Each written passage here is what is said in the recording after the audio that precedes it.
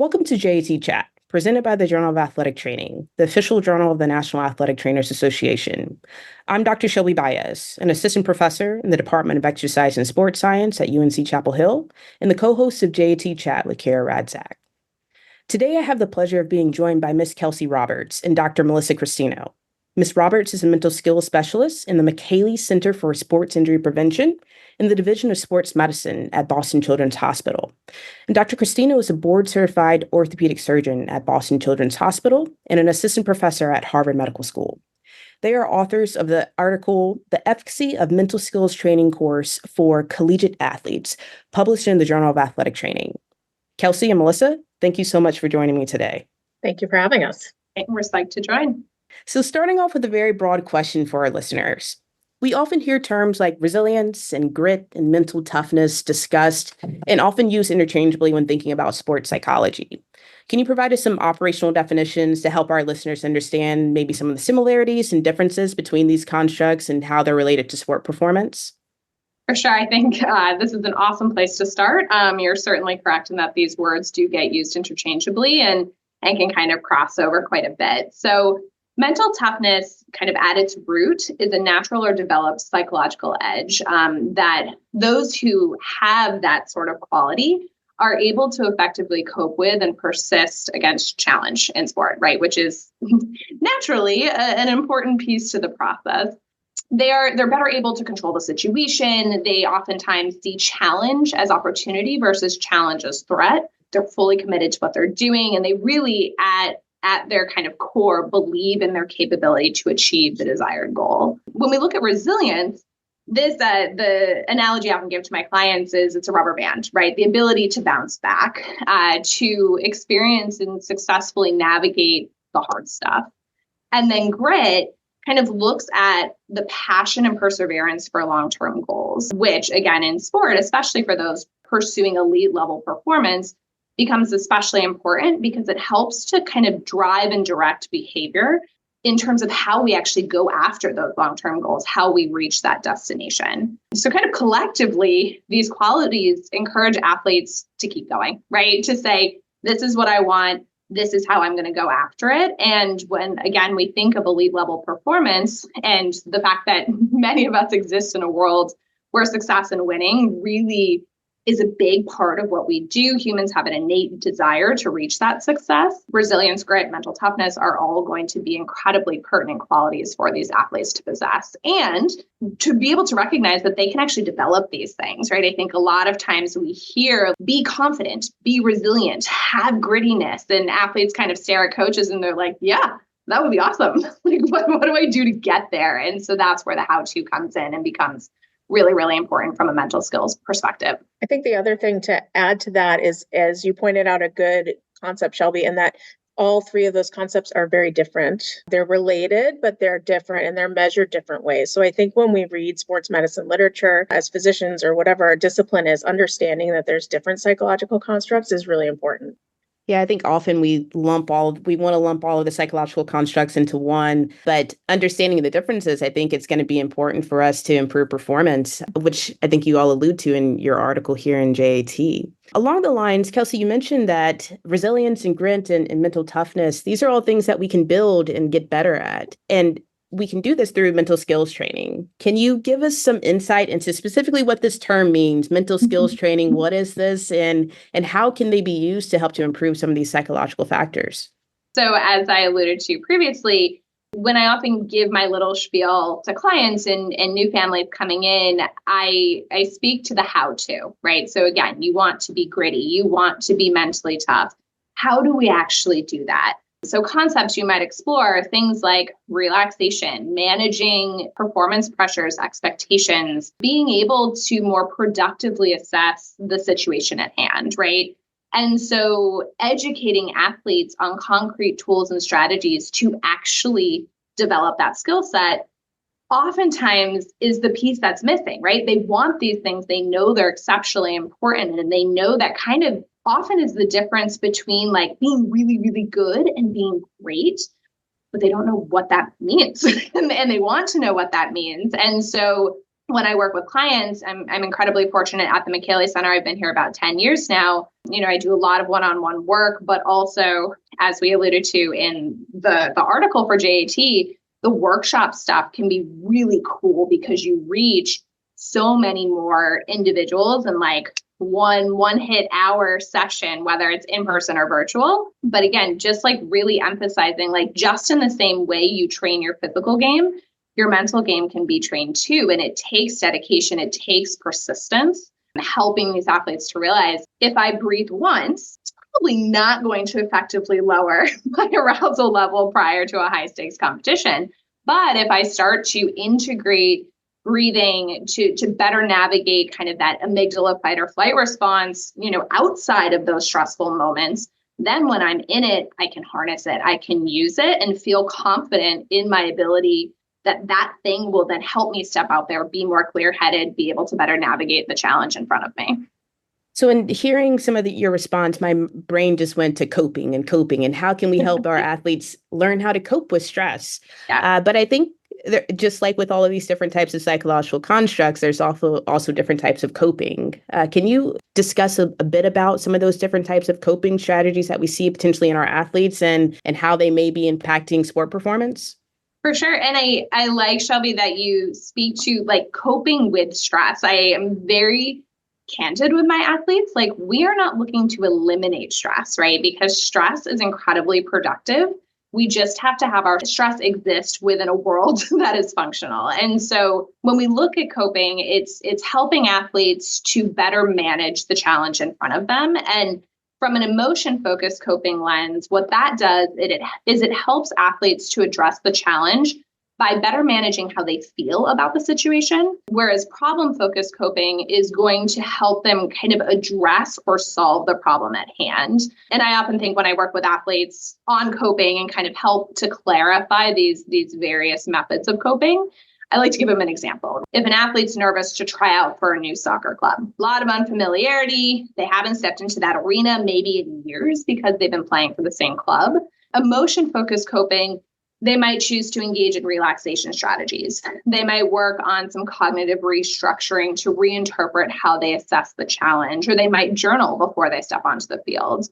This is going to help them better manage the anxiety. So things like fear of failure, anticipated newness, unfamiliarity, and again, approach the situation from a clear headspace. In a similar situation, problem-focused coping, they might actually try to, like the night before, develop a day of game plan. What's my packing list? What do I need to make sure? How am I fueling myself before? What's my schedule? Or they might actually seek out support from a family member or a teammate or previous coach. And by doing this, what that does is it helps to reduce or eliminate their anxiety by establishing a greater sense of control over the actual situation in front of them.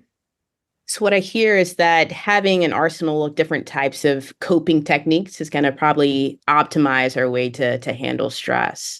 Absolutely. There's no one size fits all. And that's what I think is really exciting about the field of mental skills training is the greater toolbox you have, the better able you're going to identify what is going to be most effective for me in this particular moment. And to be able to rely on that skill, to rely on your mental game, just in the same way, an athlete who feels like they've put in the work physically. Per se, I have a lot of kids, heading into preseason for soccer or whatnot. Like, they know they've put in the work. They've done the fitness tests. They've seen themselves go through those drills. So when they show up, there's a greater sense of belief in capability, a greater sense of self-efficacy. Yeah, it sounds like something that hopefully our listeners are going to start talking to sports psychology providers and professionals in their space to figure out how they can start to get some of these toolboxes and listed with their athletes. So diving into a bit more specifically with your article, what was the catalyst for the exploration of this specific 6-session virtual mental skills training program? Well, I think a couple things, actually. The first is that we have started looking at coping skills in general in some of our sports medicine patients. And, I think the literature is kind of lacking in that area. And it's something that we're really interested in exploring and something that Kelsey does every day in her practice. And so that was one thing. Probably the more important thing is that many of us that were involved in the study and the paper were either collegiate or elite athletes and dancers along the way. And when we did this study, it was during the COVID pandemic. And all athletes, at least collegiate athletes at the time, were banned from participation and competition. And we all just thought that that would be so hard as a collegiate athlete. And so we wanted to offer a program to athletes that might help. And we decided to look at it from a more scientific way because we do a lot of work in this area and thought that the results could be valuable and spark further studies in this area. And can you all elaborate a little bit more on what was specifically included in the mental skills training program for these athletes? So as Melissa mentioned, given the COVID-19 pandemic, we had a really unique opportunity to provide these sessions to athletes all over the world, which was really exciting. And so we conducted 60-minute long Zoom sessions. All athletes attended the same Zoom session, and via exercise and kind of discussion-based strategies, techniques, conversations. We had large group discussions, small breakout discussions, again, got really familiar with the functionality on Zoom, how to separate people out, lots of brainstorms, games, polling. Again, this really cool platform that I had never used prior in this kind of work. It was awesome. It was really, really wonderful. We had great engagement from the athletes, which was really exciting to see, especially again during a time where they weren't actively competing. They were certainly training and maintaining their physical work so that when they got the green light to return to school and be ready and get back into performance, they were there. But we talked, things like, again, major, not surprising from a COVID lens, stress management was a huge one. How do I manage these demands, these things placed on me without the structure of being in a collegiate setting, right? When athletes are in a college program, routine is huge. And all of a sudden it was like, keep doing all of the things, but like you actually, like the structures that support all of those things are kind of stripped away, and good luck, right? And so helping them to see, one, that was hard, because I think a lot of these athletes were in the mindset of like, I'm an elite level performer, I should be able to just do this and figure this out, suddenly struggled with that. And so recognizing, validating those feelings, helping them to discover different goal setting techniques, positive self-talk, productive self-talk strategies, and even really diving into like, okay, failure is fuel. If you have quote unquote failed your training plan for the week, what's next? How do you take that information? How do you get curious about it and use that moving forward? And so again, I think the nature of the platform was super cool. It allowed for different discussion, I think, than even an in-person session might have allowed for, especially during such a challenging time.